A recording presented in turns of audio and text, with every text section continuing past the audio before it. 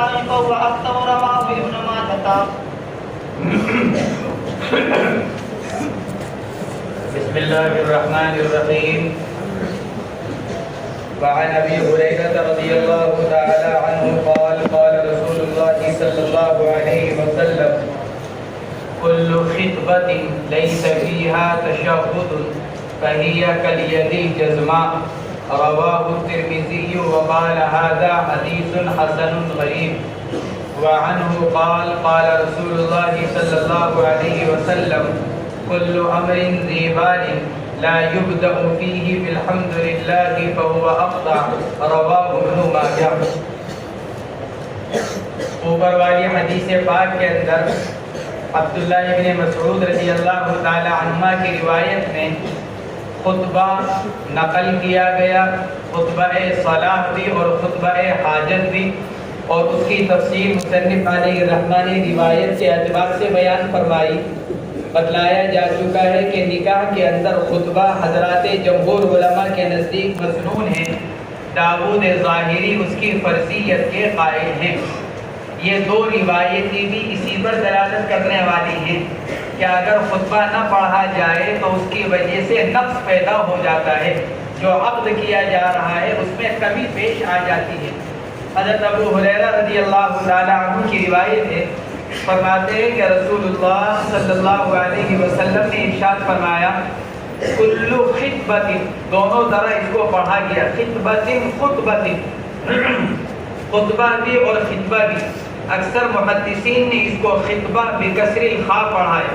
کل خطبۃ ای کل تزوج، ہر وہ شادی جس میں اللہ کے حمد و ثنا کو بیان نہ کیا جائے، لیس فیہا تشہد، یعنی حمد و ثنا، تشہد سے مراد حمد و ثنا، فہی کالید الجزمہ، فرماتے ہیں کہ وہ جزمہ کے ایک معنی تو آتے ہیں فالج زدہ، ناکارہ، ہاتھ خراب ہو جائے، اور دوسرے معنی آتے کٹا ہوا ہونا۔ چونکہ اس صورت میں انسان ناقص ہو جاتا ہے، اس لیے اس کے ساتھ تشبیہ دی جا رہی ہے۔ فہی کالید الجزمہ، ہر وہ شادی کے جس میں اللہ کے حمد و ثنا کو بیان نہ کیا جائے وہ ید جزمہ یعنی ناقص ہاتھ کی طرح ہو جاتا ہے۔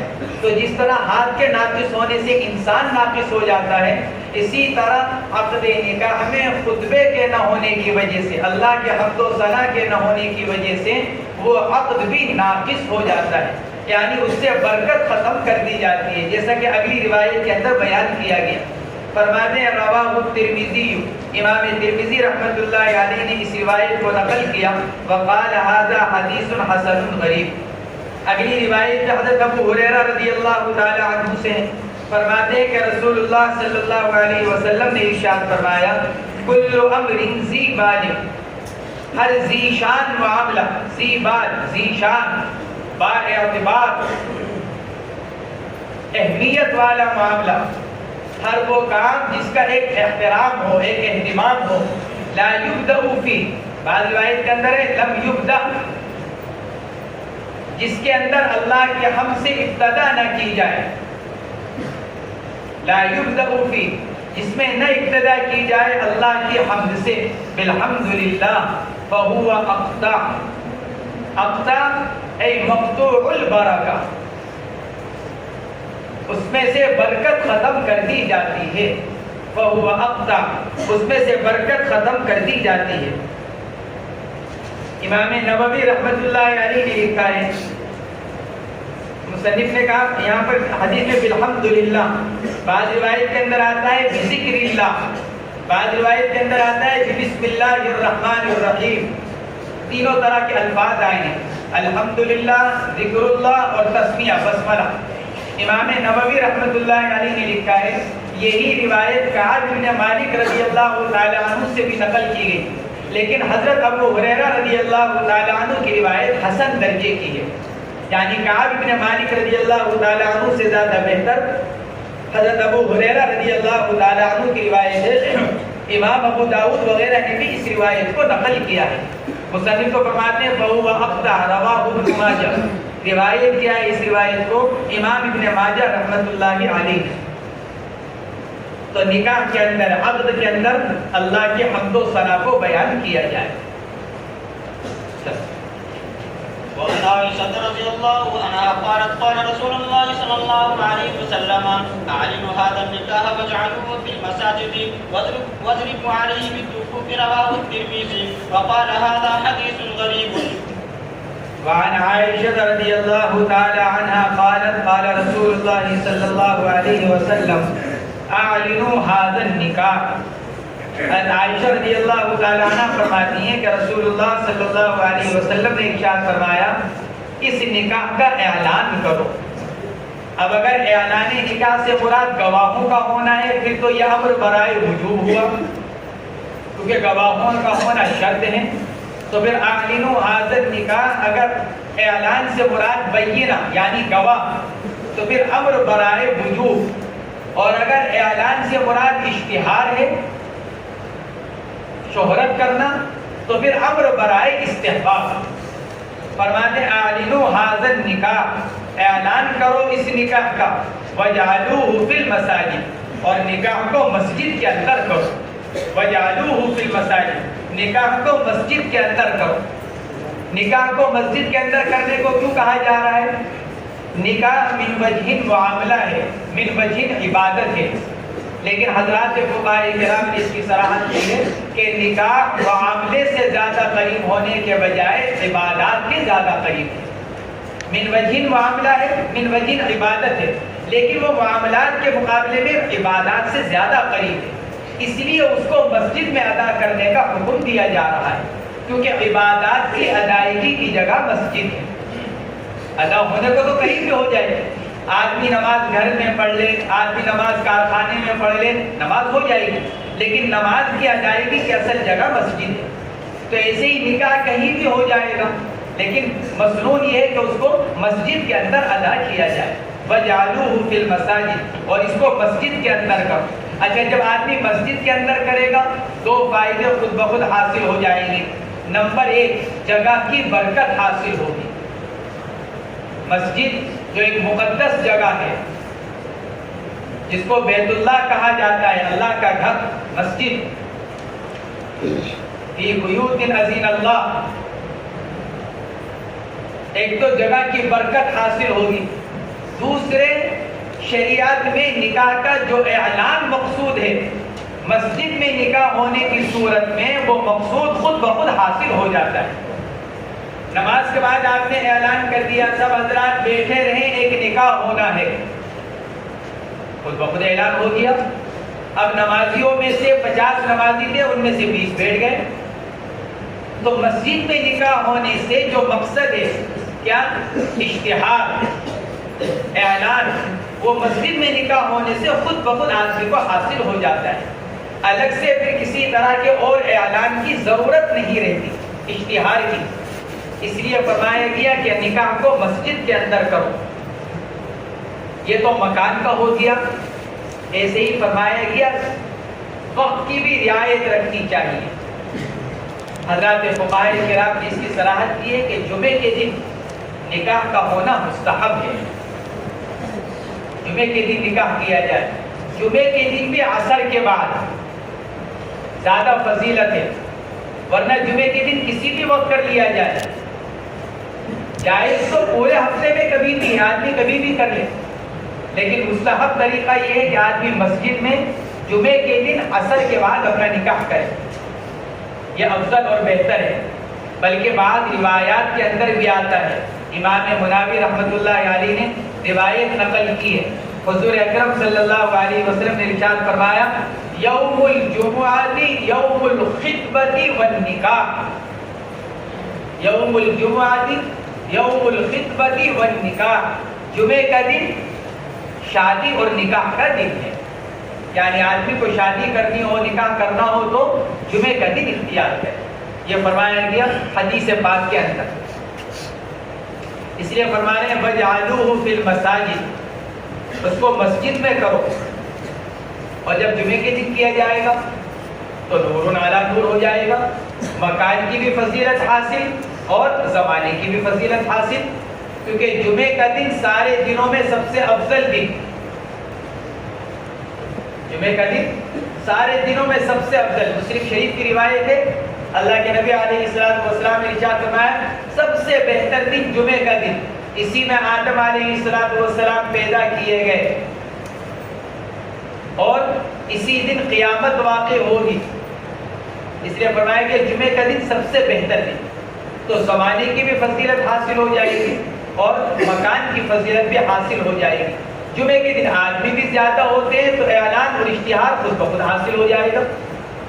عام دنوں کے مقابلے میں جمعے کے دن نمازی کچھ زیادہ ہوتے ہیں, تو جب جمعے کے دن نکاح کیا جائے گا مسجد میں تو خود بخود اس کا اعلان اور اشتہار ہو جائے گا. اس لیے فرمایا وَجْعَلُوهُ فِي الْمَسَاجِدِ وَاضْرِبُوا عَلَيْهِ بِالدُّفُوفِ. دفوف جمع دفن کی, دفن دفن دونوں طرح اس کو پڑھا گیا. فرماتے ہیں اور بجاؤ اس پر دف, لیکن یہ دف خارج مسجد بجایا جائے گا, مسجد کے اندر نہیں. بعض حضرات کو یہاں پر وہم ہو گیا, انہوں نے لکھ دیا کہ وَجْعَلُوهُ فِي الْمَسَاجِدِ, کیونکہ حکم دیا جا رہا ہے مسجد میں ہی نکاح کرنے کا, لہذا دف جو بجائے جائے وہ بھی مسجد میں ہوگا. محدثین نے اس کا رد کیا ہے کہ نہیں, دف کا بجائے جانا یہ خارج مسجد ہوگا, داخل مسجد نہیں, اس لیے کہ مسجد شور و غل کی جگہ نہیں ہے. کیونکہ فرمایا گیا کہ نکاح کے اندر ذرا تھوڑا شور کرو تاکہ ذرا لوگوں کو پتہ چل جائے کہ یہ حلال طریقے پر اجتماع ہو رہا ہے, حرام طریقے پر نہیں, اور مسجد شور و غل کی جگہ نہیں. اس لیے محدثین نے اس کی صلاحت کی کہ یہ دف وغیرہ کا بجائے جانا یہ خارج مسجد ہوگا, داخل مسجد نہیں. چلو وعن محمد بن حاتم الجمحي رضي الله عنهما عن النبي صلى الله عليه وسلم قال فصل ما بين الحلال والحرام الصوت والذكر في النكاح رواه احمد والترمذي والنسائي وابن ماجه. محمد ابن حاتم الجمحی رضی اللہ تعالی عنہ صحابی ہیں. ان کی پیدائش سے پہلے ان کے والدین ہجرت فرما کر حبشہ گئے. جب مسلمانوں پر تنگی زیادہ ہو رہی تھی مکہ مکرمہ میں, تو پہلی جو ہجرت ہوئی ہے وہ حبشہ کی طرف ہوئی ہے جو صحابہ کرام نے کی. دوسری ہجرت مدینہ منورہ کی طرف ہوئی ہے. تو ان کے والدین ہجرت کر کر حبشہ چلے گئے تھے. محمد ابن حاتم رضی اللہ تعالیٰ عنہ کی پیدائش حبشہ میں ہوئی جب ان کی والدہ ہجرت فرما کر حبشہ گئی ہوئی تھی. اور یہ سب سے پہلے آدمی ہیں اسلام میں, سب سے پہلے بچے ہیں جن کا نام محمد رکھا گیا. محمد ابن حاتم سب سے پہلے بچے ہیں کہ اسلام میں جن کا نام محمد رکھا. اسلام سے پہلے تو ہوگا لیکن اسلام میں سب سے پہلے نام محمد انہی کا رکھا گیا, محمد ابن حاتم. ان کی والدہ کا نام بعض حضرات نے جویریہ لکھا ہے, بعض حضرات نے فاطمہ لکھا ہے. یہ بھی صحابی, ان کے ماں باپ بھی صحابی, ان کے بھائی بھی صحابی, ان کے چچا بھی صحابی. گویا کہ پورے خاندان کو نبی علیہ السلام کی صحبت حاصل ہے. حضرت محمد ابن حاتم الجمحی رضی اللہ تعالی عنہ, ابو القاسم اور ابو ابراہیم دونوں قول ہیں ان کی کنیت کے بارے میں. محمد ابن حاتم فرماتے ہیں میری والدہ نے مجھ کو بتلایا کہ میری پیدائش کے بعد جب حضور پاک علیہ السلام مکہ مکرمہ سے ہجرت فرما کر مدینہ منورہ چلے گئے تو میرے والدین نے بھی مدینہ منورہ کی طرف ہجرت کی. تو میں چھوٹا سا بچہ تھا کیونکہ وہیں پر پیدا ہوئے, 2-3 سال کی عمر ہوگی. فرماتے ہیں ہم حبشہ سے ہجرت کر کر جب مدینہ منورہ کے لیے نکلے تو مدینہ منورہ سے 1-2 منزل پہلے, یعنی ابھی مدینہ منورہ آنے میں 1-2 دن کا سفر باقی تھا, میرے ماں باپ کہیں اترے رات کے وقت میں. یہ والدہ نے ان کو واقعہ سنایا. فرماتے ہیں اماں جان نے کھانے کے لیے چولہا جلایا اور اس میں پتیلی میں پانی یا کوئی اور چیز گرم کرنے کے لیے چولہے پر رکھی. یہ تو چھوٹے سے بچے تھے. فرماتے میں وہاں پہنچ گیا آگ پر آہستہ آہستہ کر اور پھر میں نے جا کر اس پتیلی پر ہاتھ مارا تو اس کے اندر جو کھولتا ہوا پانی تھا, یہ شوربہ تھا, جو بھی تھا وہ سارا کا سارا میرے ہاتھ کے اوپر گرا, سارا جل گیا. وہاں تو علاج کی کوئی صورت تھی نہیں. فرماتے ہیں کہ والدہ نے بتلایا کہ ہم تمہیں اسی طرح لے کر مدینہ منورہ پہنچ گئے. حضور اکرم صلی اللہ علیہ وسلم کی خدمت میں حاضر ہوئے، اپنی ہجرت کا واقعہ سنایا اور اپنے بچے کو سامنے کیا کہ اللہ کے نبی یہ میرا بچہ اور اس کے ساتھ یہ واقعہ پیش آیا اور اس کا ہاتھ سارا جل گیا. آپ علیہ السلام نے مجھ کو قریب کیا، آپ نے کچھ پڑھا، میرے اوپر دم کیا اور پھر میرے ہاتھ کو آگے کیا اور اس پر بھی آپ نے دم فرمایا. فرماتے ہیں آپ کے دم کی برکت سے میرا ہاتھ اسی وقت ٹھیک ہو گیا، جو جلا ہوا تھا اسی وقت میرا ہاتھ ٹھیک ہو گیا. یہ میری والدہ نے بچپن کا واقعہ مجھ کو سنایا. حضرت محمد ابن حاتم رضی اللہ تعالیٰ عنہ فرماتے ہیں کہ یہ واقعہ میری والدہ نے، اللہ کے نبی نے تھوڑا تھوک کر ان کے اس جلے ہوئے ہاتھ پر ذرا سا تھوکا تو آپ کے اب اس زمانے کا کوئی متجدد یوں کہے گا روشن خیال کہ یہ تھوک سے کیسے ٹھیک ہو سکتا ہے. سوال یہ پیدا ہوتا ہے کہ پھر زخم پر مرہم لگایا جاتا ہے، اس سے کیسے ٹھیک ہو جاتا ہے؟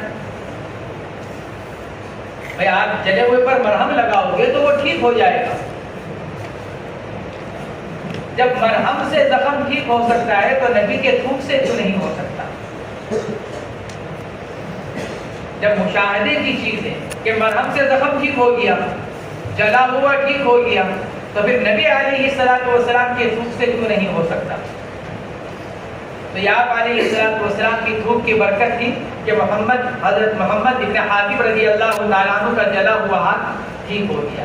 آپ نے اس موقع پر ایک دعا بھی پڑھی، دعا مشہور ہے بیماری کے وقت کی. مسئلہ یہ ہے کہ نہ ہم کو یاد ہوتی ہے نہ ہم پڑھنے کا اہتمام کرتے ہیں.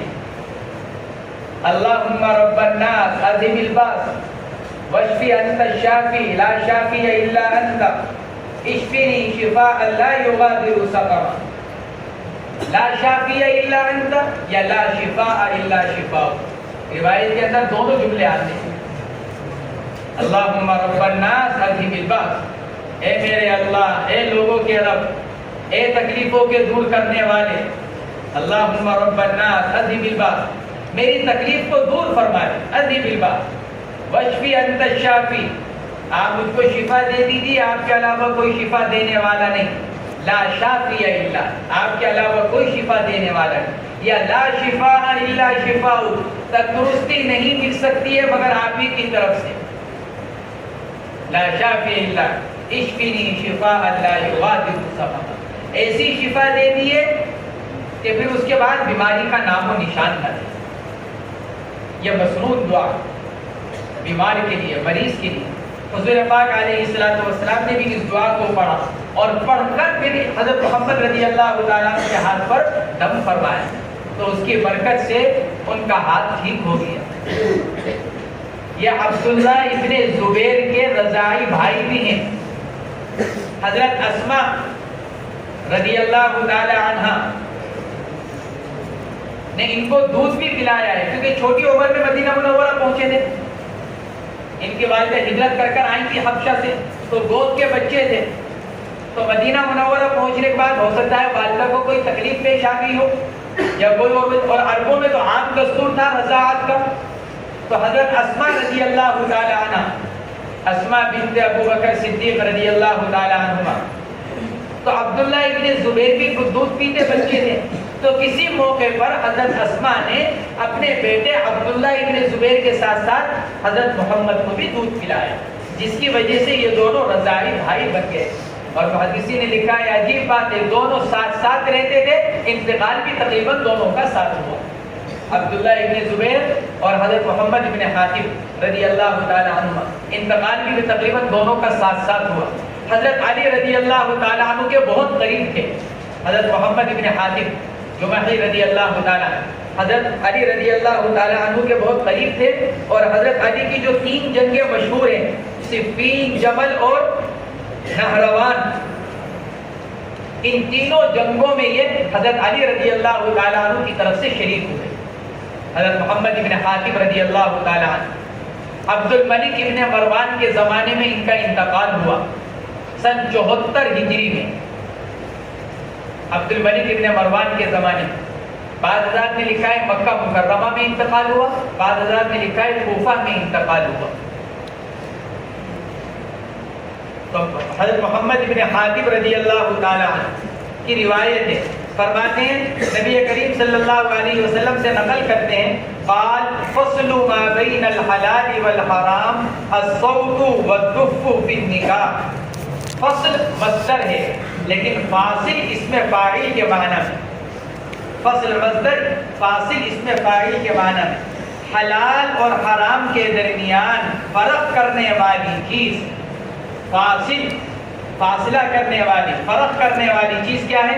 الصوت اے التشہیر، صوت کے معنی تشہیر آواز، اور والدف فی النکاح، اور نکاح کے اندر کیا کرتے نا کہ نکاح کے اندر دف بجانا، چونکہ اس کے ذریعے سے اعلان ہو جاتا ہے، اس لیے حدیث پاک کے اندر اس کو بیان کیا گیا۔ یہ مطلب نہیں کہ اسی کا بجانا ضروری ہے، بلکہ مقصود ہے تشہیر اور اعلان۔ اب اس تشہیر اور اعلان کے لیے جائز حد میں رہتے ہوئے جو چاہے طریقہ اختیار کر لیا جائے، جائز حد میں رہتے ہوئے جو بھی جائز طریقہ اختیار کر لیا جائے، اس میں کوئی حرج کی بات نہیں ہے۔ عن عائشة رضي الله عنها قالت كانت عندي جارية من الأنصار زوجتها فقال رسول الله صلى الله عليه وسلم يا عائشة ألا تغنين فإن هذا الحي من الأنصار يحبون الغناء رواه۔ یہ اگلی دو تین حدیث کے اندر دو حدیثیں ہیں، ایک حضرت عائشہ کی اور اگلی حضرت عبداللہ ابن عباس رضی اللہ تعالی عنہما کی۔ ان دونوں روایتوں کا مضمون تقریباً ایک ہی ہے، مفہوم، اور وہ یہ کہ اللہ کے نبی علیہ السلام نے شادی کے موقع پر غنا کا ارشاد فرمایا۔ حضرت عائشہ رضی اللہ تعالی عنہ کی روایت، عندی جاریۃ من الانصار، میرے پاس ایک انصاری لڑکی رہا کرتی تھی، کام کرنے کے لیے جیسے گھروں میں لڑکیاں رہتی ہیں، پڑھنے کے لیے بٹھا دیتے ہیں کسی اچھے گھر میں، کوئی عورت ایسی ہوتی ہے جو قرآن پاک اچھا پڑھتی ہے، دینیات سے واقف ہوتی ہے، تو خاندان کے محلے کے لوگ کیا کرتے ہیں، اپنی بچیوں کو دینیات پڑھنے کے لیے بھیج دیتے ہیں ان کے پاس۔ تو ممکن ہے کہ ایسی ہی کوئی صورتحال ہو۔ اور ایک ماہ قبل میں ایک حدیث گزر چکی ہے، وہاں بتلایا تھا کہ ایک یتیمہ لڑکی تھی جن کے والد کا انتقال ہو گیا تھا، تو وہ بچی مستقل طور پر حضرت عائشہ رضی اللہ تعالیٰ عنہ کی پرورش میں تھی، وہ بھی مراد ہو سکتی ہیں۔ فرماتی ہیں عندی جاریۃ من الانصار، میرے پاس ایک انصاری لڑکی تھی، جاریہ نابالغہ لڑکی، چھوٹی عمر کی، کم عمر کی، زوجتھا، میں نے اس کا نکاح کرایا، شادی کرائی۔ آپ علیہ السلام نے ارشاد فرمایا یا عائشہ الا تغنی، ارے بھائی کچھ اشعار وغیرہ نہیں پڑھتی، کچھ پڑھو، کچھ پڑھنا وڑھنا کرو۔ فإن هذا الحي من الانصار يحبون الغناء، اس لیے کہ انصار کا یہ قبیلہ اشعار کے پڑھنے کو پسند کرتا ہے۔ یا علیہ السلام نے ارشاد فرمایا رواہ، اس کے بعد یہاں کوئی حوالہ مذکور نہیں ہے، بیان چھٹی ہوئی ہے، حوالہ منقول نہیں ہے۔ شراح نے لکھا ہے کہ مشکات کے حاشیے پر یہاں اگرچہ خالی تھا لیکن مشکات کے حاشیے پر یہاں لکھا ہوا ہے رواہ ابن حبان، اس لیے بین السطور بھی لکھا ہوا ہے۔ فرماتے ہیں فی الاصل بیاض، اصل کے اندر تو یہاں بیاض یعنی سفیدی، سفیدی کا مطلب کیا، یعنی کچھ لکھا ہوا نہیں، کیونکہ جب کچھ لکھا ہوا نہیں ہوگا تو سفید ہوگا کاغذ، بیاض کا مطلب یہ ہوتا ہے سفید ہے، یا اصل کے اندر کچھ لکھا ہوا نہیں ہے، اصل کے اندر کچھ لکھا ہوا نہیں۔ بعض حضرات نے یہاں لکھا ہے کہ امام ابن حبان رحمۃ اللہ علیہ نے اس حدیث کو نقل کیا۔ دوسری روایت حضرت عبداللہ ابن عباس رضی اللہ تعالی عنہما کی ہے، انکحت عائشہ ذات قرابۃ لها من الانصار، حضرت عائشہ رضی اللہ تعالی عنہ نے انصار کے اپنے قرابت والوں کی ایک لڑکی کا نکاح کرایا جن سے ان کی کچھ رشتہ داری بنتی تھی، ہے تو انصاری لیکن کچھ رشتہ داری بن رہی ہوگی دور دراز سے۔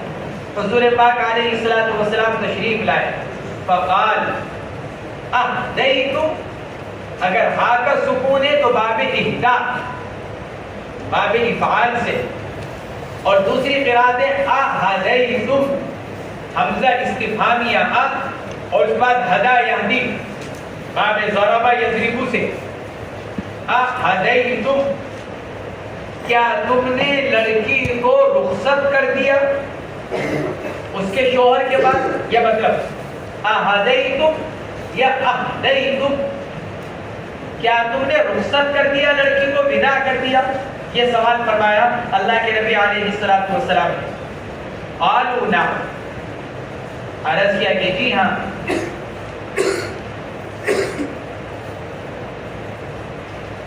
جب بات حضرت عائشہ رضی اللہ تعالی عنہ کی چل رہی ہے تو قالت ہونا چاہیے، جیسے آگے بھی آ رہا ہے قالوا نعم قال ارسلتم معها من تغنى قالت لا، آگے آ رہا ہے قالت، اور روایت بھی حضرت عائشہ کی، تو درمیان میں قالو کہا انہوں نے۔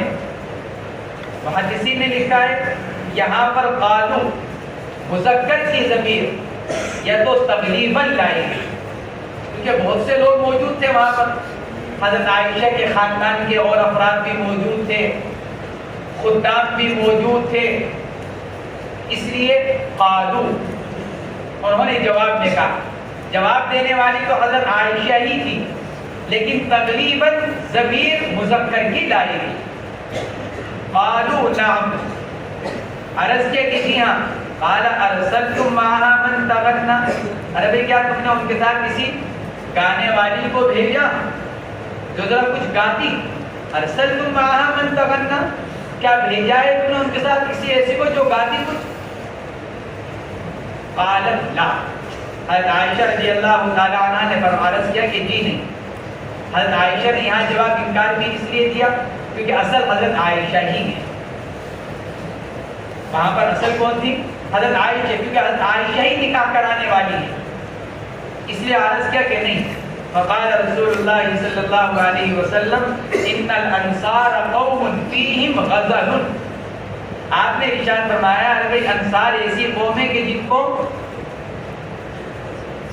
گانے کی طرف میلان ہے، ان کو محبوب ہے گانا، پڑھنا، اشعار کا سنانا ان کو اچھا لگتا ہے۔ ان الانصار قوم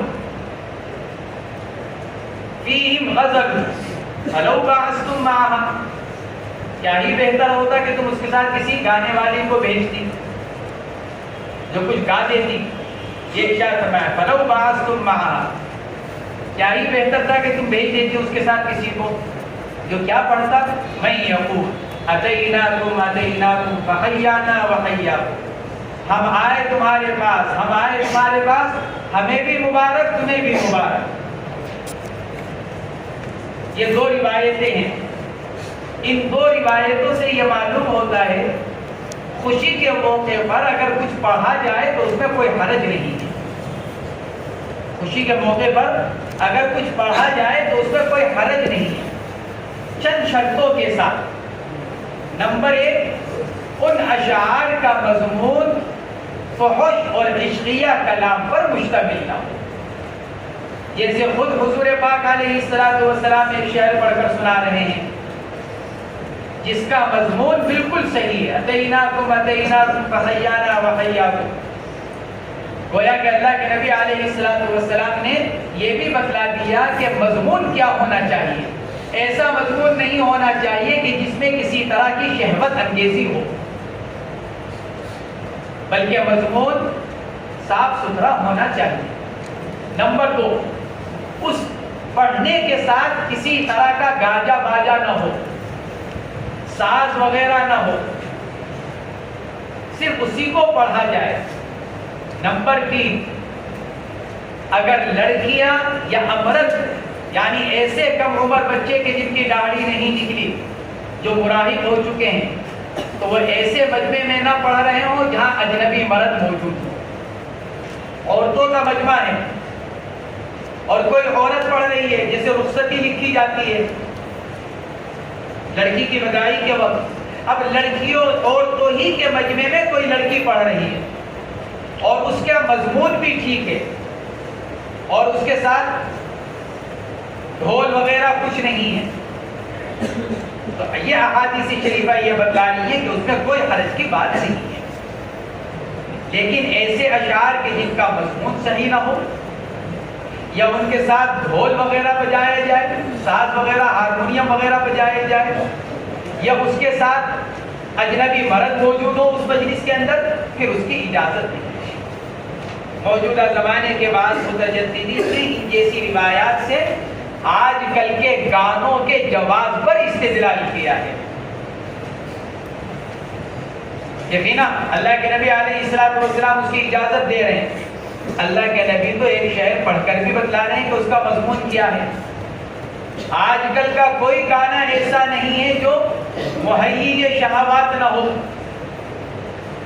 شہوات کو بھڑکانے والا، خواہشات کو ابھارنے والا، اور پھر اس کے ساتھ ڈھول باجا ہارمونیم ساز وغیرہ، اور پھر اجنبی عورت مردوں کی محفل میں پڑھنے والی، یعنی جتنی خرابیاں ہو سکتی ہیں وہ ساری خرابیاں آج کے گانوں کے اندر موجود ہیں۔ لہذا ان روایات سے ان کے جواز پر استدلال کسی بھی طرح درست نہیں، بلکہ حدیث پاک کے اندر تو فرمایا گیا انہی گانوں کے بارے میں کہ جو ان کا سننے والا کل قیامت کے دن اس کے کانوں میں تانبا ٹپکایا جائے گا گرم گرم۔ جو گانوں کے سننے والے، جو گانے کے شوقین اور عادی سننے کے، کیا فرمایا گیا؟ کل قیامت کے دن تانبے کو کھولایا جائے گا اور کھولا کر پھر کانوں کے اندر بھرا جائے گا کہ تم انہی کانوں سے اللہ کی ناراضگی کی باتوں کو سنا کرتے تھے، کانوں کو سنتے تھے، آج تمہارے کانوں میں اس کے بدلے میں تانبا بھرا جا رہا ہے۔ فَلَوْ بَعَثْتُمْ مَعَهَا مَن يَقُولُ أَتَيْنَاكُمْ أَتَيْنَاكُمْ فَحَيَّانَا وَحَيَّاكُمْ۔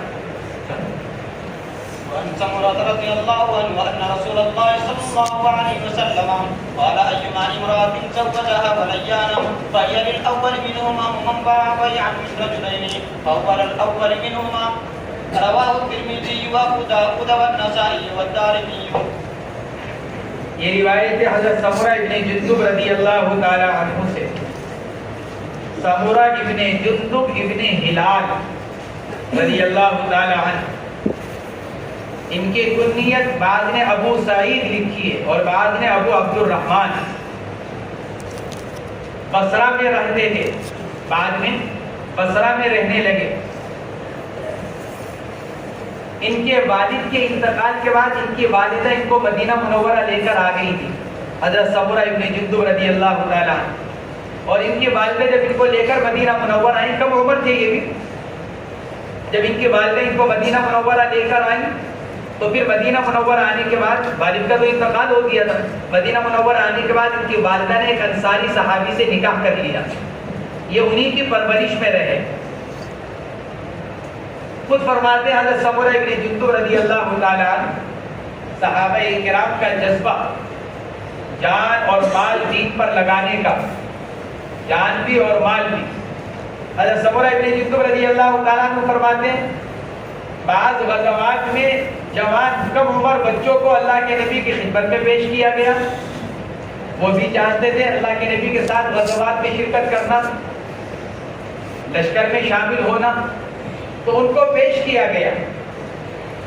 اللہ کے نبی نے بعض بچوں کو دیکھ کر ان کو شرکت کی اجازت مرحمت فرما دی۔ فرماتے پھر میرا نمبر آیا، میں اللہ کے نبی کے سامنے کیا، آپ نے مجھ کو منع کر دیا کہ نہیں بھائی یہ تو کم عمر ہے۔ عرض کیا یا رسول اللہ، آپ نے ان کو تو اجازت نہیں دی، وہ بھی تو میرے جیسا، مجھے آپ نے منع کر دیا، حالانکہ اگر وہ مجھ سے مقابلہ کرے تو میں اس کو بچھاڑ دوں۔ آپ میں اچھا چلو کرو مقابلہ کرو۔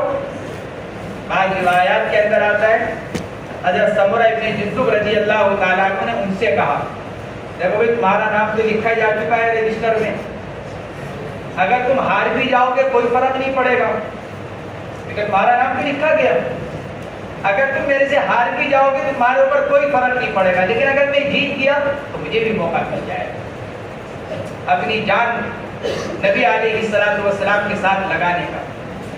بعض روایات کے اندر آتا ہے. بہرحال حضرت سمرہ ابن جندب نے مقابلہ کیا اور اس کو پچھاڑ دیا دوسرے کو. اللہ کے نبی علیہ السلام نے ان کو بھی اجازت پر عمل فرمائی. اس سے اندازہ کیا جا سکتا ہے حضرات صحابہ کرام کے جذبات کیا تھے دین کے بارے میں. یعنی ہم ان کے بالکل برعکس، ہمارا جو حال ہے وہ صحابہ کرام سے بالکل برعکس ہے. صحابہ کرام کا رخ بالکل صاف تھا کہ جو کچھ ہمارے لیے ہے وہ دین ہے، اور ہمارا رخ ان کے بالکل الٹا ہے. ہمارے لیے جو کچھ ہے وہ کیا ہے؟ دنیا. اس لیے ہم اپنی دنیا کے لیے، دنیا کے آرام کے لیے دین کو قربان کرنے کو تیار، علم دین کو بھی قربان کرنے کو تیار. جب دین ہی کو قربان کرنے کو تیار ہے تو پھر بیچارے علم دین کی کیا حیثیت؟ اس لیے ذرا ذرا سے عذر کے اوپر لمبی لمبی چھٹیاں، ٹکٹ نہیں مل رہا ہے اس لیے 2 دن پہلے کی اجازت دے دی جائے. اب اس میں 2 دن پہلے کا ٹکٹ بنوایا ہے تو 2 دن بعد کا بھی بنوا سکتے ہیں. نہیں نارمل میں مل رہا تھا تو تم تتکال میں ہی بنوا سکتے تھے، تھوڑے سے پیسے ہی تو زیادہ لگتے اگر گھر جانے کا اتنا ہی شوق ہے.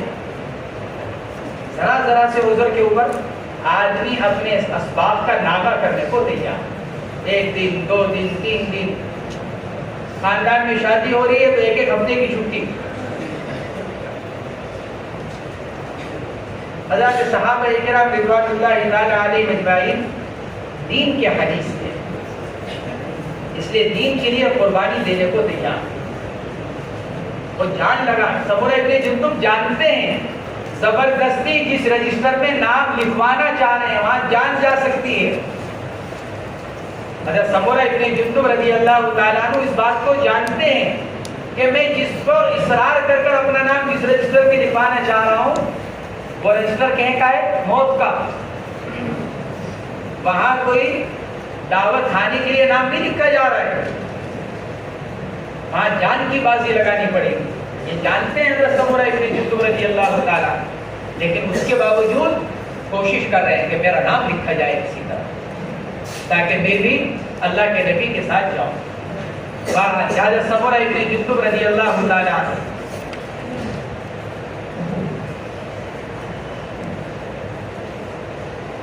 زیاد جو ادھر امیر تھے، جب وہ سفر میں جاتے تو ان کو بصرہ کا امیر بنا کر جاتے. حضرت سمرہ ابن جندب رضی اللہ تعالیٰ عنہ زیاد بصرہ سے اگر کوفہ یا کہیں اور جانے کا ارادہ کرتے تو اپنی جگہ امیر حضرت سمرہ ابن جندب رضی اللہ تعالیٰ عنہ کو بنا کر جایا کرتے. تو یہ روایت حضرت سمرہ ابن جندب رضی اللہ تعالیٰ عنہ کی ان رسول اللہ صلی اللہ علیہ وسلم قال ایما امرأة زوجها بنیان فهو للأول منهما ومن باع بيعا من رجلين فهو للأول منهما. حضرت سمرہ ابن جندب رضی اللہ تعالیٰ عنہ فرماتے ہیں آپ علیہ السلام نے ارشاد فرمایا جس عورت کا نکاح کر دیا ہو اس کے 2 ولیوں نے تو وہ ان میں سے پہلے شوہر کے لیے ہے.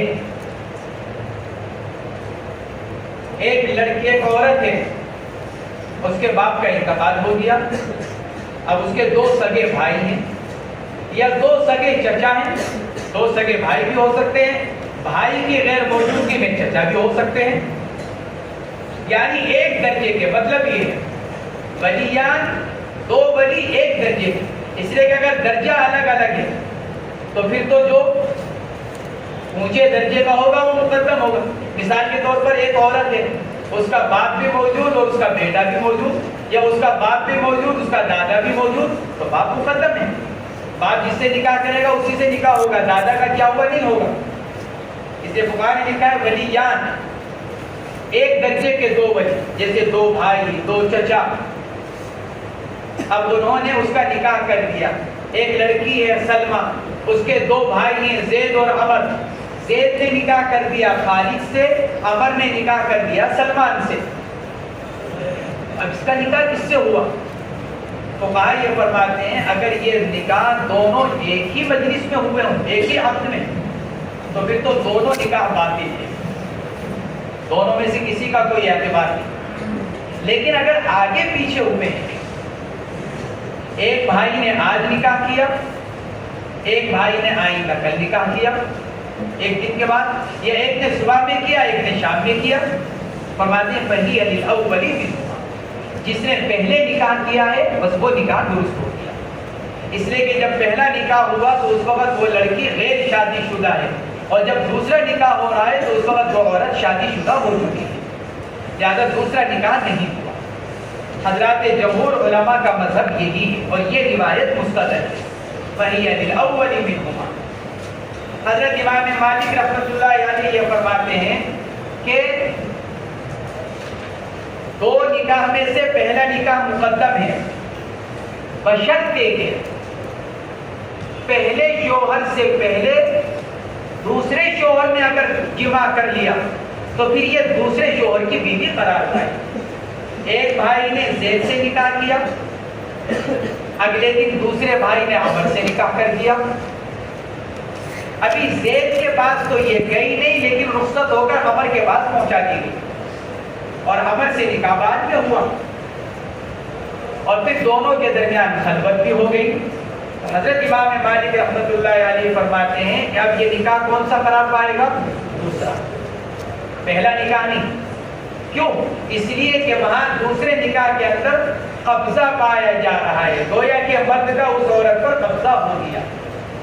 نیز حضرت عمر فاروق رضی اللہ تعالی عنہ نے بھی اسی طرح کے ایک معاملے میں یہی فیصلہ فرمایا کہ حضرت امام مالک رحمۃ اللہ علیہ فرماتے ہیں، لیکن جمہور علماء اس کے قائل ہیں جو حضرت سمرہ ابن جندب کی روایت فرماتے ہیں جماع اور عدم جماع سے کوئی فرق نہیں پڑے گا، بلکہ نکاح اول صحیح ہوگا، اور شوہر بیوی عورت شوہر اول کی بیوی قرار پائے گی۔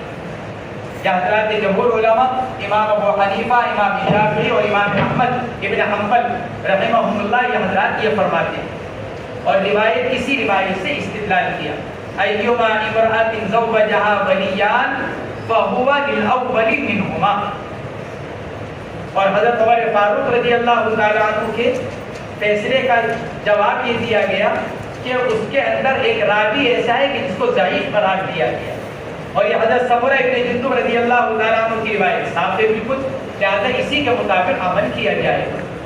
فَهِيَ لِلْأَوَّلِ مِنْهُمَا وَمَنْ بَاعَ بَيْعًا مِنْ رَجُلَيْنِ فَهُوَ لِلْأَوَّلِ مِنْهُمَا۔ ایسے اگر کسی چیز کو بیچ دیا دو آدمیوں کو اکٹھے، زید کی یہ کتاب ہے، عمر اور خالد دونوں سے کہتا ہے میں نے یہ کتاب تم دونوں کو بیچی، عمر کو الگ بیچ دی، خالد کو الگ بیچ دی، فرماتے جس کو پہلے بیچی اس کی ہو گئی۔ فَهِيَ لِلْأَوَّلِ مِنْهُمَا، زید نے اپنی یہ کتاب عمر کو بھی بیچ دی، پھر بعد میں یہی کتاب خالد کو بھی بیچ دی، فرماتے یہ کتاب عمر کی قرار پائے گی کیونکہ پہلے اس کو بیچا گیا۔ اور اگر ایک ساتھ دونوں کو بیچی، اگر ایک ساتھ ایک عورت کا نکاح دو مردوں سے کیا گیا تو دونوں نکاح باطل، کیونکہ وہاں اشتراک جائز نہیں ہے، ایک عورت دو آدمیوں کی بیوی بن سکے، اور وجہ ترجیح موجود نہیں کیونکہ ایک ساتھ نکاح ہو رہا ہے، کوئی مرجح موجود نہیں۔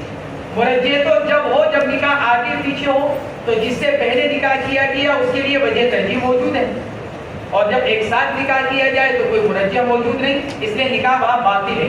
لیکن اگر کوئی آدمی اپنی کوئی چیز ایک ساتھ دو مردوں کو بیچ دے تو بیع درست ہو جائے گی۔ کیوں؟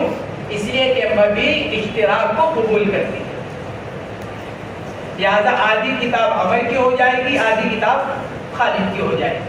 زید نے کہا میں نے یہ کتاب تم دونوں کو بیچی، دونوں نے قبول کر لیا، تو آدھی کتاب عمر کی آدھی کتاب خالد کی، کیونکہ کتاب یعنی مبیع اشتراک کو قبول کرتا ہے، شرکت کو قبول کرتا ہے۔ فرماتے ہیں وَمَنْ بَاعَ بَيْعًا مِنْ رَجُلَيْنِ فَهُوَ لِلْأَوَّلِ مِنْهُمَا۔ وعن ابن مسعود رضي الله عنهما قال كنا نبدو مع رسول الله صلى الله عليه وسلم ليس معنا نساء فكنا لا نقتسم فنهانا عن ذلك ثم رخص لنا ان نستمتع فكان احدنا ينكح المرأة بالثوب الى اجل ثم قرأ عبد الله رضي الله عنه يا ايها الذين امنوا لا تحرموا الطيبات ما احل الله لكم متفق عليه۔ یہ دو روایتیں ہیں حضرت عبداللہ ابن مسعود کی اور حضرت عبداللہ ابن عباس رضی اللہ تعالی عنہما کی، جن کا تعلق نکاح متعہ سے ہے۔ عبداللہ ابن مسعود کی روایت جواز پر دلالت کرنے والی، عبداللہ ابن عباس کی روایت حرمت پر دلالت کرنے والی۔ تفصیل اس کے ماقبل میں گزر چکی ہے۔ فرماتے ہیں عبداللہ ابن مسعود رضی اللہ تعالی عنہما سے روایت ہے، یہ متعہ کے جواز پر دلالت کرنے والی اور متعہ کی وجہ مشروعیت کو ذکر کیا، اور وہ کیا؟ ضرورت نساء۔ عبداللہ ابن مسعود کی اس روایت کا خلاصہ یہ ہے کہ جب ہم کو عورتوں کی ضرورت پیش آئی سفر لمبا ہو جانے کی وجہ سے، تو اللہ کے نبی نے ہم کو نکاح متعہ کی اجازت مرحمت فرمائی۔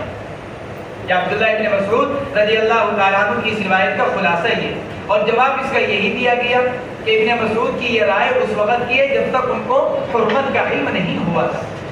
فرماتے ہیں ہم غزوے میں تھے، رسول اللہ صلی اللہ علیہ وسلم کے ساتھ ہمارے ساتھ عورتیں نہیں تھی، یعنی ہماری بیویاں سفر میں ہمارے ساتھ موجود نہیں تھی۔ ہم کو ضرورت پیش آ رہی تھی سفر لمبا ہونے کی وجہ سے۔ ہم نے عرض کیا الا نختصر، ارے بھائی کیا ہم خصی نہ ہو جائیں تاکہ یہ سلسلہ ہی ختم ہو جائے جو شہوات کے پیدا ہونے کا اور ابھرنے کا ہے۔ فنہانا عن ذلک، اللہ کے نبی نے ہم کو خصی ہونے سے منع فرما دیا۔ ثم رخص لنا، پھر جب آپ نے ہماری ضرورت کو دیکھا تو آپ نے ہم کو رخصت مرحمت فرمائی کہ ہم نکاح متعہ کر لیں، ان نستمتع، ہم نکاح متعہ کر لیں۔ تو ہم میں سے کوئی ایک نکاح کرتا عورت سے ایک کپڑے کے بدلے میں مدت متعینہ تک کے لیے، جب اللہ کے نبی نے نکاح متعہ کی اجازت دے دی تو ہمارے صحابہ ہمارے ساتھی نکلے اور عورتوں سے نکاح متعہ کر لیا معمولی چیزوں کے اوپر، اس لیے کہ ان کو مفت کے اندر کھانے پینے کی سہولت حاصل ہو گئی، ایک سایہ سا مل گیا ان کو، ان کی ضرورت کو پورا کرنے کے لیے مرد مل گئے، اور ان کو اپنے کھانے پینے کی، پکانے کی اور اپنی نفسانی خواہشات کے پورا کرنے کا ایک محل مل گیا۔ اس لیے عورتیں معمولی چیزوں پر نکاح کرنے پر تیار ہو گئی۔ پھر صوب لا کر یہی اشارہ کیا کہ معمولی چیزوں پر نکاح متعہ ہو گیا، اس لیے کہ یہ نکاح متعہ دراصل کیا ہے؟ ایک معاملہ، عبادت نہیں بلکہ ایک معاملہ ہے، گویا کہ اجرت طے کی جا رہی ہے۔ یہی وجہ ہے نکاح متعہ میں عورت کو بیوی قرار نہیں دیا گیا، اور بیوی نہ ہونے کی دلیل کیا ہے کہ اگر اسی حالت میں زوجین میں سے کسی ایک کا انتقال ہو جائے تو ایک دوسرے کے وارث نہیں ہوتے، ورنہ تو بیوی وارث بنتی ہے اور بیوی کے انتقال پر شوہر وارث بنتا ہے، یہ قرآنی فیصلہ ہے۔ لیکن نکاح متعہ کے اندر زوجین ایک دوسرے کے وارث نہیں ہوتے، یہ دلیل ہے اس بات کی کہ نکاح متعہ اصلا نکاح نہیں۔ فرماتے ہیں ثم قرأ عبداللہ، پھر عبداللہ ابن مسعود نے اپنی تائید میں کہ کیا کہ نکاح متعہ جائز ہے یہ آیت شریفہ پڑھی، یا ایھا الذین آمنوا لا تحرموا طیبات ما احل اللہ لکم، اے ایمان والو نہ حرام کرو ان پاکیزہ چیزوں کو جو اللہ نے تمہارے لیے حلال کر رکھا ہے۔ بخاری اور مسلم کے یہ روایت، لیکن یہ اس وقت کی روایت جب ابن مسعود کو حرمت کا علم نہیں تھا، ورنہ ابن مسعود سے اپنے قول سے رجوع کرنا ثابت ہے۔ دوسری روایت عبداللہ ابن عباس کی، چونکہ یہ بھی جواز کے قائل تھے ابتدا میں، لیکن بعد میں انہوں نے بھی رجوع کیا، اس لیے مصنف اس روایت کو نقل کر رہے ہیں۔ عبداللہ ابن عباس فرماتے ہیں انما كانت المتعة في اول الاسلام، شروع اسلام میں نکاح متعہ کی اجازت تھی۔ کان الرجل یقدم البلدۃ، آدمی بعض اوقات کسی شہر میں جاتا اپنی ضرورت کے لیے، لیس لہ بها معرفۃ، اور وہاں اس کی کوئی جان پہچان نہیں ہوتی، اب کہاں رکے گا، کہاں کھائے گا، کہاں اپنی ضرورتوں کو پورا کرے گا۔ فیتزوج المرأة بقدر ما یرا، تو وہ کسی عورت سے نکاح کر لیا کرتا تھا اس کے بقدر جتنا اس کو وہاں رہنے کا خیال ہوتا۔ بقدر ما یرا، یرا اے یظن، جتنا اس کو یہ خیال ہوتا اپنے بارے میں کہ میں یہاں 10 دن 15 دن 20 دن میرا قیام رہے گا، اسی اعتبار سے وہ کسی عورت سے نکاح کر لیا کرتا تھا۔ عورت کیا کرتی تھی؟ فتحفظ له متاعه، اب وہ عورت اس کے سامان کی حفاظت کرتی، کیونکہ اس کو سامان رکھنے کا ٹھکانہ مل گیا، اب عورت اس کے سامان کی حفاظت کرتی۔ وَتُصْلِحُ لَهُ شَيْءَهُ، شَيْءٌ بعض حضرات نے اس کو شیئن پڑھا ہے شیوا سے. شیوا کے معنی آتے ہیں پکانے کے, گویا کے معنی یہ ہوئے, اور عورت اس کے لیے کھانا پکانا وغیرہ کا انتظام کرتی, اس کے لیے کھانا پکانے کا انتظام کرتی, اس کے سامان کی حفاظت کرتی, اس کے کھانے پینے کا نظم کرتی, تو مرد کو سہولت ہو جاتی اور عورت کو بھی کچھ مل جاتا. جس مقدار پر اس سے نکاح کیا گیا ہے وہ مقدار اس کو مل جاتی. وَتُصْلِحُ لَهُ شَيْئَهُ, بعض حضرات نے کہا کہ یہ شیئہو نہیں بلکہ شیئہو, شیئن اشیاء کا مفرد, شیئن حمزہ کے ساتھ, اور وہ اس کی چیزوں کی حفاظت بھی کرتی, اصلاح کرتی. کرتا سینے کی ضرورت پیش آ گئی, کوئی اور چیز پھٹ گئی تو اس کو سینے کی ضرورت پیش آ گئی, کوئی اور ضرورت پیش آ گئی تو اس کو پورا کر دیا. تو بعض محدثین نے اس کو شیئہو پڑھا ہے. حتی اذا نزلت الآیہ, فرماتے ہیں یہاں تک کہ آیت شریفہ نازل ہوئی, الا علی ازواجہم او ما ملکت ایمانہم, آدمی اپنی ضرورت کو پورا کرے یا تو اپنی بیویوں سے یا پھر اپنی باندیوں سے, بس ان دو جگہ پر اپنی ضرورت کو پورا کرنے کا فرمایا گیا. فرماتے ہیں اور چونکہ یہ مستمتع جس سے نکاح متع کیا گیا, نکاح متع کرنے والی جو عورت ہے, چونکہ نہ یہ زوجہ ہے نہ یہ باندی ہے, لہذا اس کی حرمت نازل ہوگی. فرماتے ہیں الا علی ازواجہم او ما ملکت ایمانہم, یہ آیت شریفہ نازل ہوئی. قال ابن عباس فکل فرج سواہما فہو حرام, بیوی اور باندی کے علاوہ, ان دو عورتوں کے علاوہ اب اگر کوئی اور عورت ہے تو اس کی شرمگاہ حرام ہو گئی, اس سے استمتاع کی اجازت نہیں رہی اس آیت شریفہ کے نازل ہو جانے کے بعد. عن عامر بن سعد رضي الله عنه قال دخلت على برزة بن كعب وابي مسعود الانصاري رضي الله عنهما في عرس واذا جواري يغنين فقلت ويساقي رسول الله صلى الله عليه وسلم واهل بدر يقبل هذا عندكم, فقال ان شئت فاسمع معنا وان شئت فذهب فانه قد رخص لنا في اللهو عند العرس. رواه النسائي. عامر بن سعد تابعی ہیں, سعد ابن ابی وقاص کے بیٹے, عامر ابن سعد ابن ابی وقاص رضی اللہ تعالی عنہ. سعد ابن ابی وقاص مشہور صحابی ہیں, یا عامر ان کے صاحبزادے ہیں, تابعی ہیں, صحابی نہیں. سن 104 ہجری میں ان کا انتقال ہوا, عامر ابن سعد کا سن 104 ہجری میں انتقال ہوا. یہ اپنے والد سے نقل کرتے ہیں روایت, اور حضرت عثمان غنی رضی اللہ تعالی عنہ سے. عامر ابن سعد فرماتے ہیں ایک مرتبہ میں ایک مجلس میں گیا, نکاح کی مجلس میں, عامر بن سعد کہتے ہیں ایک مرتبہ میں ایک نکاح کی مجلس میں گیا تو وہاں دیکھا کہ حضرت قرازہ ابن کعب اور ابو مسعود انصاری دونوں مشہور صحابی ہیں, بدر میں شریک رہے ہیں دونوں, غزوہ بدر کے شریک شرکاء میں سے ہیں. قرازہ ابن کعب اور ابو مسعود انصاری رضی اللہ تعالی عنہما. قرازہ ابن کعب صحابی, قرازہ ابن کعب ابن ثعلبہ, امام بغوی رحمۃ اللہ علیہ نے لکھا ہے کہ یہ کوفہ میں رہنے لگے اور ان کی والدہ کا نام تھا خلیدہ بنت ثابت. خلیدہ بنت ثابت مشہور صحابی ہیں جن کا بخاری شریف کے اندر واقعہ آیا. عبداللہ ابن جابر جو مدینہ منورہ سے سفر کر کر ملک شام گئے تھے, کس صحابی کے پاس؟ عبداللہ ابن انیس رضی اللہ تعالیٰ عنہ کے پاس ان سے ایک حدیث سننے کے لیے. تو یہ قرازہ ابن کعب عبداللہ ابن انیس کے ماں شریک بھائی تھے, یعنی دونوں کی ماں ایک ہے لیکن دونوں کے باپ الگ الگ ہیں. قرازہ ابن کعب اور عبداللہ ابن انیس رضی اللہ تعالیٰ عنہما, یہ دونوں ماں شریک بھائی ہیں, یعنی گویا کہ ان دونوں کی ماں کا نام ہے خلیدہ بنت ثابت رضی اللہ تعالی عنہ. حضرت قرازہ غزوہ احد میں بھی شریک ہوئے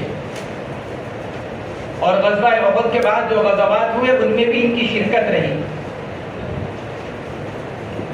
حضرت عمر فاروق رضی اللہ تعالی عنہ نے اپنے زمانے خلافت میں اہل کوفہ کو دین سکھانے کے لیے اور علم دین پڑھانے کے لیے جن صحابہ کرام کو بھیجا تھا ان میں یہ حضرت قرظہ رضی اللہ تعالی عنہ بھی تھے.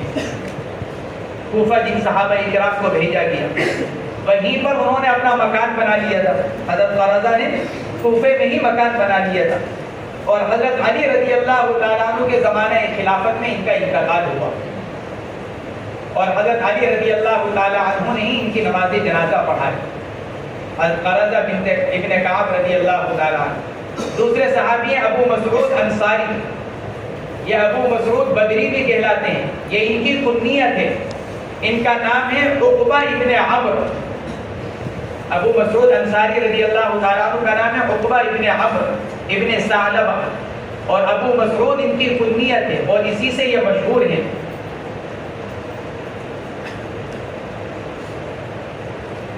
ابو مسعود انصاری رضی اللہ تعالیٰ عنہ یہ بھی کوفے میں رہنے لگے تھے. حضرت علی رضی اللہ تعالیٰ عنہ کے ساتھیوں میں سے یعنی ان کے لشکر کے ساتھیوں میں سے ابو مسعود انصاری رضی اللہ تعالیٰ عنہ. حضرت علی رضی اللہ تعالیٰ عنہ نے ان کو ایک مرتبہ کوفے کا امیر بھی بنا کر بھیجا. اپنی جگہ اپنا نائب خلیفہ بنایا ان کو کوفے کا. سن 40 ہجری میں ان کا انتقال ہوا. ابو مسعود انصاری رضی اللہ تعالیٰ عنہ کا سن 40 ہجری میں انتقال ہوا. لیکن حافظ ابن حجر رحمۃ اللہ علیہ کی رائے یہ کہ نہیں سن 40 کے بعد ان کا انتقال ہوا. سن 40 کا زمانہ تو حضرت علی رضی اللہ تعالیٰ عنہ کے دور خلافت کا ہے. حافظ ابن حجر رحمۃ اللہ علیہ کی رائے یہ کہ ان کا انتقال بعد میں ہوا اور انہوں نے حضرت مغیرہ ابن شعبہ رضی اللہ تعالیٰ عنہ کا جو امارت کا دور ہے کوفے کی وہ زمانہ انہوں نے پایا ہے. مغیرہ ابن شعبہ رضی اللہ تعالیٰ عنہ یہ بعد میں کوفہ کے امیر بنے تھے. تو حضرت ابو مسعود انصاری رضی اللہ تعالیٰ عنہ نے ان کا زمانہ پایا ہے. بعض حضرات نے لکھا ہے کوفے میں انتقال ہوا, بعض حضرات نے لکھا ہے مدینہ منورہ میں ان کا انتقال ہوا. ابو مسعود بدری رضی اللہ تعالیٰ عنہ اور ابو مسعود انصاری دونوں ان کو کہا جاتا ہے. فرماتے ہیں کہ میں ایسی مجلس میں گیا جہاں یہ دونوں ساتھی موجود تھے, قرظہ ابن کعب اور ابو مسعود انصاری فی عرس شادی کی. وَإِذَا جُوَارٌ يُغَنِّينَ وہاں کچھ لڑکیاں گا رہی تھیں, اشعار پڑھ رہی تھیں. میں نے عرض کیا اے صاحبی رسول اللہ, اضافت کی وجہ سے نون کو گرا دیا گیا, صاحبان کا نون گرا دیا گیا اضافت کی وجہ سے. اے صاحبی رسول اللہ, اے اللہ کے رسول کے دو ساتھیوں, وَأَهْلِ بَدْرِ اور آپ تو بدر میں شرکت کرنے والوں میں سے ہو. بدر کی شرکت کرنے والوں کی فضیلت الگ سے ہے. گویا کہ بطور تعجب کے ارے آپ اتنے بڑے صحابہ اور آپ کی موجودگی میں یہ ہو رہا ہے کہ یہ لڑکیاں گا رہی ہیں. گویا کہ اظہار تعجب. اے صاحب رسول اللہ وأہل بدر یفعل ھذا عندکم, آپ کی موجودگی میں یہ کام کیا جا رہا ہے. آپ دونوں بیٹھے ہوئے ہیں اور یہ لڑکیاں گا رہی ہیں. تو انتہائی تعجب کی بات ہے اور آپ حضرات کی شان سے بعید بات ہے کہ کسی مجلس میں کوئی منکر کیا جا رہا ہو اور آپ خاموش بیٹھے ہوئے ہوں. یہ تھا ان کے کہنے کا مقصد. گویا کہ انہوں نے اس کو منکر سمجھا. حضرت عامر بن سعد فقالا, دونوں نے فرمایا اجلس ان شئت, ارے بھائی بیٹھنا ہو تو بیٹھو. اجلس ان شئت فاسمع معنا, ارے بھائی اگر بیٹھنا ہو تو بیٹھو اور بیٹھ کر ہمارے ساتھ سنو خاموشی کے ساتھ. وَإِن شِئْتَ فَاذْهَبْ اور اگر تمہیں اچھا نہیں لگ رہا ہے تو تم چلے جاؤ. وَإِن شِئْتَ فَاذْهَبْ کیوں؟ فَإِنَّهُ قَدْ رُخِّصَ لَنَا فِي اللَّهْوِ عِندَ الْعُرْسِ اس لیے کہ ہم کو رخصت دی گئی ہے. لنا صحابہ یا لنا للمسلمین, دونوں باتیں ہو سکتی ہیں. فَإِنَّهُ قَدْ رُخِّصَ لَنَا أي للمسلمين یا للصحابہ فی اللَّهْوِ عِندَ الْعُرْسِ شادی بیاہ کے موقع پر اس گالی کی ہم کو اللہ کے نبی کی طرف سے اجازت دی گئی ہے. آپ نے بار بار ارشاد فرمایا انصار پسند کرتے ہیں, انصار پسند کرتے ہیں, اسی کو فرما رہے ہیں. فَإِنَّهُ قَدْ رُخِّصَ لَنَا فِي اللَّهْوِ فِي الْعُرْسِ ہم کو رخصت دی گئی ہے شادی بیاہ کے موقع پر کہ کیا کیا جائے کہ تھوڑا بہت گا لیا جائے، کچھ اشعار پڑھ لیے جائے، ہم کو اس بارے میں رخصت دی گئی۔ اور اللہ رب العزت اس بات کو پسند فرماتے ہیں کہ جیسے اس کے عزیمت پر عمل کیا جائے ایسے اس کے رخصتوں پر بھی عمل کیا جائے۔ حدیث پاک کے اندر فرمایا گیا ان اللہ تعالی یحب ان تؤتى رخصه كما تؤتى عزائمه۔ اللہ رب العزت اس بات کو پسند فرماتے ہیں کہ اس کی دی ہوئی رخصتوں کو اسی طرح قبول کیا جائے جیسے اس کی طرف سے دیے ہوئے عزیمتوں کو قبول کیا جاتا ہے، کہ اللہ کی طرف سے اس بات کو پسند کیا جاتا ہے۔ تو جب اللہ نے ہم کو رخصت دے رکھی ہے تو نہ اس کو قبول کر لیں، اس لیے رخصت کو قبول کر لینا چاہیے۔ جیسے اب مسافر کے لیے رخصت ہے، حنفیہ تو واجب قرار دیتے ہیں کہ آدمی کیا کر لے 4 کے بجائے 2 رکعت پڑھے۔ گویا کہ شریعت کی طرف سے ایک طرح کی رخصت ہے، تو اس رخصت کو اختیار کیا جائے۔ یہ نہیں کہ آدمی زبردستی 4 رکعت پڑھے، تنہا پڑھ رہا ہے پھر بھی 4 رکعت پڑھے۔ ہاں مقیم امام کے پیچھے پڑھ رہا ہے تو 4 رکعت پڑھے گا، اور وہ ابتدا کی وجہ سے، ورنہ 2 ہی رکعت پڑھنی چاہیے۔ ہمارے مفتی محمود اللہ صاحب گنگوئی رحمۃ اللہ علیہ کے فتاوی میں ملفوظات میں مفتی صاحب کے ملفوظات بہت کام کے ہیں طلبہ اور علماء کے لیے۔ حضرت مفتی صاحب کے ملفوظات 2 جلدوں میں، موٹی موٹی 2 جلدیں ہیں، لیکن پڑھنے سے تعلق رکھتے ہیں۔ اکابر کے ملفوظات محض ملفوظات نہیں ہوتے، علم کا خزانہ ہے تمام اکابر۔ ہمارے مفتی صاحب کیونکہ فقہ و فتاوی میں ایک مستند مقام رکھتے ہیں، اس لیے مفتی صاحب کے تمام ملفوظات کو دیکھنے سے ایک علمی خزانہ آدمی کو ملتا ہے۔ اس میں مزاح بھی ہے لیکن علمی ملفوظات بہت ہیں، قرآن و حدیث کی تشریحات سے متعلق، فقہی مسائل سے متعلق۔ تو اسی میں ایک واقعہ لکھا حضرت مفتی محمود صاحب رحمۃ اللہ علیہ نے، ہم سفر کر واپس آئے، حضرت مدنی رحمۃ اللہ علیہ کا واقعہ لکھا۔ حضرت مدنی رحمۃ اللہ علیہ سفر کر واپس پہنچے دیوبند، تو جماعت ساتھ تھی، ان میں کچھ مقیم تھے کچھ مسافر تھے، تو ایک بے تکلف تھے حضرت مدنی کے۔ تو جب جماعت ہونے لگی تو وہ تو 4 لوگ پڑھنے والے تھے حضرت مدنی وغیرہ دیوبند کی وجہ سے، وہ مسافر تھے۔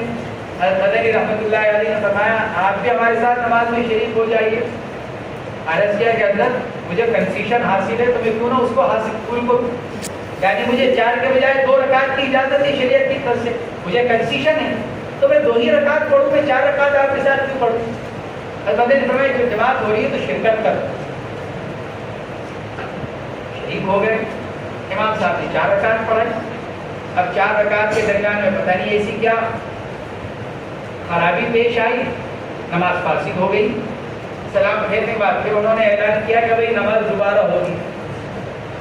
اب دوبارہ نماز پڑھنی پڑی، پھر 4 رکعت پڑھنی پڑی۔ مفتی صاحب نے لکھا ہے 4 رکعت کا جیسے ہی سلام پھیرا تو سلام پھیر کے وہ صاحب کھڑے ہوئے، حضرت مدنی کی طرف منہ کر فرمایا حضرت پہلے 2 کی 4 کروائی، پھر 4 کی 8 کروائی، اب پڑھوا دو سنت، جس سے پڑھوانی ہو، میں تو پڑھ نہیں سکتا۔ اب جس سے سنت پڑھوانی ہو پڑھواؤں، پہلے آپ نے 2 کی 4 کروائی میری، پھر 4 کی 8 کروائی، تو پڑھوا دو سنت جس سے پڑھوانی ہو۔ تو اللہ کی طرف سے جو رخصتیں حاصل ہیں اللہ تعالیٰ اس کو پسند کرتا ہے کہ ان رخصتوں کو قبول کیا جائے اور ان رخصتوں پر عمل کیا جائے۔ صحابہ کرام نے یہی جواب دیا، قد رخص لنا، ہم کو رخصت دی گئی، اجازت دی گئی، اور جب شریعت کی طرف سے ہم کو اجازت دی گئی ہے تو ہم کیوں نہ اس رخصت کو قبول کریں۔ لہٰذا اگر آپ بیٹھ کر سننا چاہیں کوئی حرج کی بات نہیں، اس کی اجازت ہے، لیکن اگر آپ